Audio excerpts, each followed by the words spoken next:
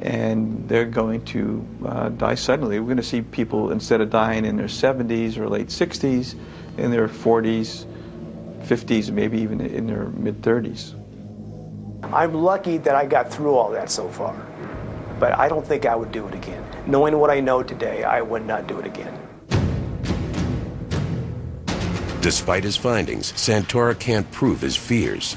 His study group was too small to draw big conclusions.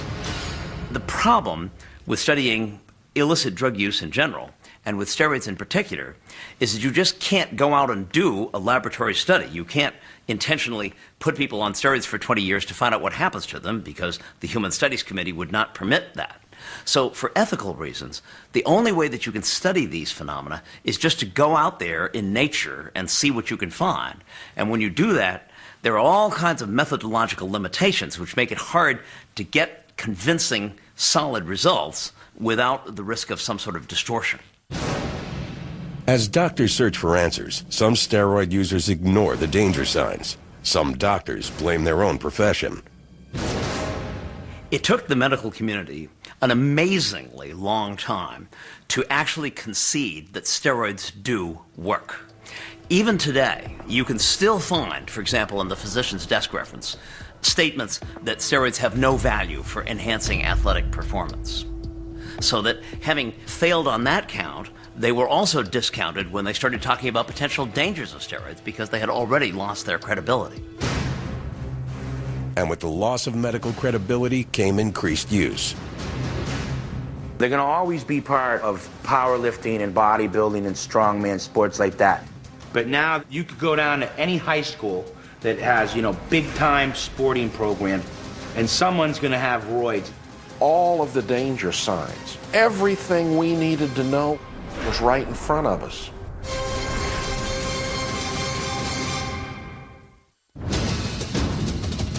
In the Tour de France, blowouts usually happen during the race. In 2006, the big blowout happened 3 days after the race ended. The Tour de France has taken yet another blow as American Floyd Landis has tested positive for steroids. It is the first. Officials announced they had found an abnormal ratio of testosterone in the urine of Floyd Landis, the American who won the Tour. Landis was stripped of his title. It wasn't the Tour's first steroid scandal. In 1998, so many riders were found with performance-enhancing drugs, the race was dubbed the Tour of Shame. I said years ago, and people raise their eyes, you can't win the Tour de France without drugs. It's been dirty since its inception. Not too many people are raising their eyebrows about that statement anymore. From cycling to baseball, steroids can be found in almost every sport. Now, steroids are moving into arenas where the stakes are small, but the risks are just as high. They're going to always be part of powerlifting and bodybuilding and strongman sports like that. But they really have no business, in my opinion, being in baseball and football and these games that kids start out playing in their backyards. The most detrimental thing that a teenager can do is take steroids. But they are. And Taylor Hooton was one of them. 1, 2, 3, win!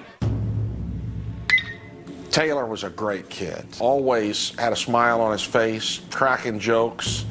Very, very popular at school, and he must have been a good-looking kid. Girls over here all the time. But he made great grades in school. He was carrying a 3.8 grade average. He'd made super scores on his SATs, and he and I were getting ready to make college visits. Taylor Hooton was an average 16-year-old high school student until January 2003. That's when he decided to try out for the varsity baseball team. In less than 3 months, he gained 30 pounds, along with acne, a puffy face, and bad breath, all side effects of steroids. According to the Centers for Disease Control, between 700 and 850,000 teens have used steroids, 1 in 20. All you need to do is read Jose Canseco's book. A clear message gets sent that at least in his opinion, steroids were a panacea to success. What can be bad about earning millions of dollars, being on the TV every night, setting records, having the women fawn all over them? Very little downside has befallen our professional athletes, those that have chosen to use steroids. According to experts, few teens understand the dangers lurking in a growing steroid market. Today, steroids can be easily purchased online from labs in places like Mexico, Thailand, and India. We've heard stories of those vials being filled with flaxseed oil, all the way to those vials containing motor oil.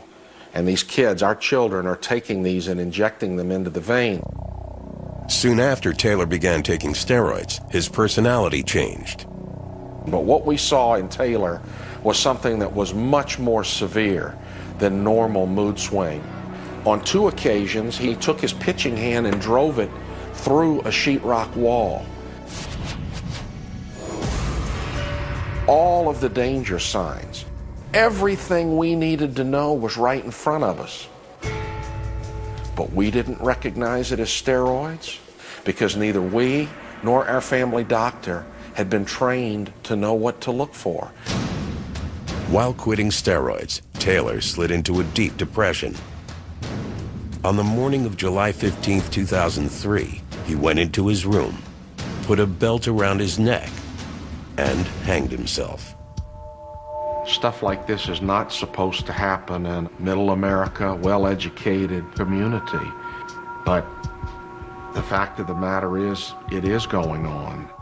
For Taylor Hooten, steroids exacted a price out of all proportion to his goal. He wasn't aiming for a major league contract or a 7-figure salary. He just wanted what any teen wants, to belong. After Taylor died, several of the kids in particular that were on Taylor's team admitted to my wife and I that they had been doing steroids. And for a period, most of them were scared straight. But something happened over time, something that's really, really scary. A number of those kids went back to using anabolic steroids within a few weeks after we put Taylor in the ground. The temptation to use steroids seemed to outweigh the perceived risks. But what could cause a healthy teen to take his own life? The answer lies deep in the brain. When you take steroids, your hypothalamus in your brain sees all of this steroid coming in from the outside. And so it sends a message down to the testis saying, we've already got plenty of steroids on board, don't manufacture any more, there's ample on supply already. Overwhelmed, the testes shut down, a condition called hypogonadism. Taylor stopped taking steroids cold turkey, leaving him low on testosterone and high on risk. They get profound depressions and may even get suicidal during that period when their testosterone level is low before the testis can come back online. In one survey of adults who use steroids, 4% reported attempting suicide during withdrawal. Other experts believe the numbers are far lower, but for Don Hooten, the statistics don't change his reality. His home run ball from June 16th of 2001, and the reason that's important, it was his first and at the same time his very last home run. I got to go chasing this out in the weeds after he hit it, very much like a dad would do when your kid's just hit his first home run. Don Hooten now runs a foundation in Taylor's name to protect other teens from steroids. In 2007, Texas passed Taylor's Law, the nation's largest steroid screening program for high school athletes. But today, the fastest growing group of steroid users are not high school students or professional athletes. The stereotypical perception is some giant freak with a syringe sticking out of his forehead and you know, going to eat my children for lunch, and you know, that's just the people that are like that's their perception. The reality is that there's millions of people that use steroids that are out in the general public that you would have no idea, that resemble an everyday person. It's estimated that over 50% of all steroid users are not athletes of any kind. The more typical steroid user is not someone in the upper levels of athletics and may not even compete in any athletic performance at all, but who uses the drugs largely for the purposes of personal appearance rather than to succeed at any specific competitive endeavor. A 2007 study suggests that many steroid users may actually be educated working professionals in their 30s. Everyday people turning to steroids just to look better. My gosh, we're living in a generation of young men and women that have been brainwashed by Madison Avenue to be buffed.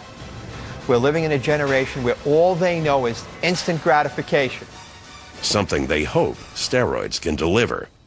From Mr. Universe to the boy next door, anybody can be tempted by steroids, even the very best.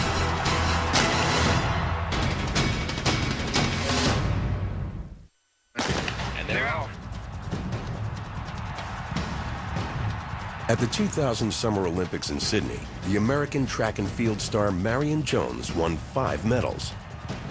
Sports writers crowned her the greatest female athlete in the world. However, in 2007, she admitted using steroids while training for the Summer Games.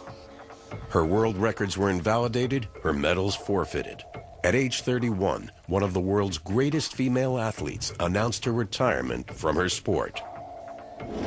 As a trainer, do I want my athletes on steroids? Well, obviously not.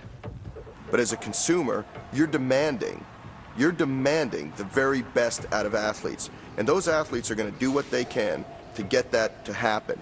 And when they do that, they start to push that limit. And that's a limit that, unfortunately is found in that anabolic steroid. If athletes still use steroids in the most drug-tested competition, where won't they use them? Oddly, in the very sport where they may be most abused. In an ocean of steroids, a handful of athletes are swimming against the tide. In Portland, Maine, begins a competition with unusual athletes, natural bodybuilders, rebels in a sport infected by steroids. These athletes reject steroids, both the benefits and the costs. And no one knows the costs better than their coach, former Mr. Universe and ex-steroid user, Steve Mahalik.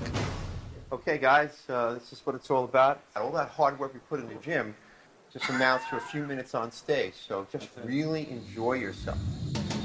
From Watertown, Massachusetts, please welcome contestant number 8, Michael Manovian.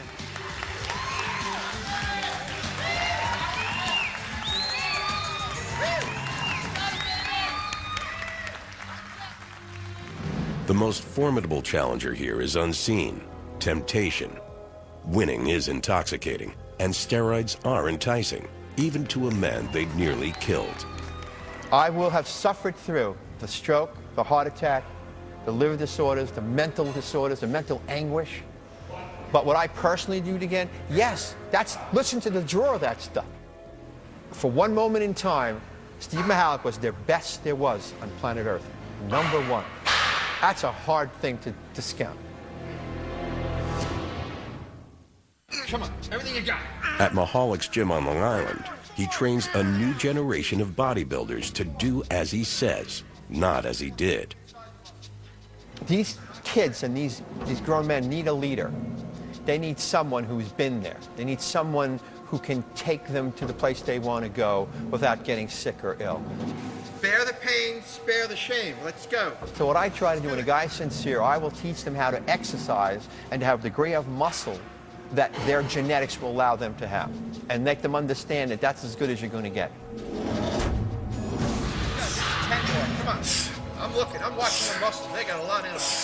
There you go, baby. All right. It's very difficult for them to win in the arena of the steroid contest and bodybuilding. You can win clean in natural contests, and you can win clean up to certain levels in pro contests. Boy, from golfer to bodybuilder. Just after that, you cannot. That's the truth. It's a harsh reality for athletes. For many, steroids can be priceless. The difference between a salary and a fortune. Between mediocrity and stardom. One of our patients was able to summarize it in just a single word, namely, why should I be Clark Kent when I can be Superman?